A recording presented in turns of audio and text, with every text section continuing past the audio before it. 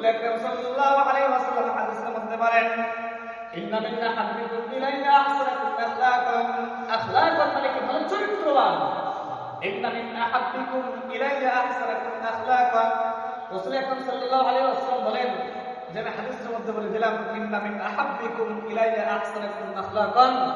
আমার উম্মতদের মধ্যে সর্বোত্তম আমার কাছে তারাই,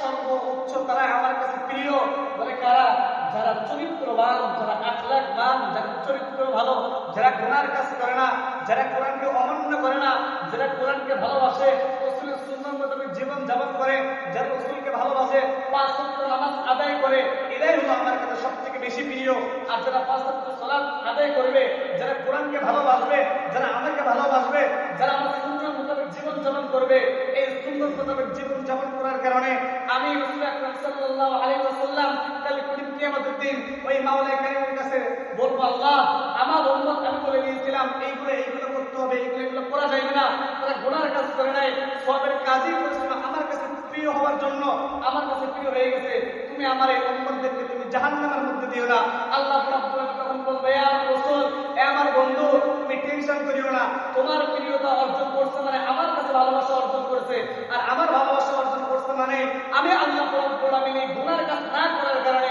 পাঁচ ওয়াক্ত সালাত আদায় করার কারণে আমি তাদেরকে সরাসরি দুনিয়া থেকে জান্নাতের টিকিট দিয়ে দেব। সুবহানাল্লাহ।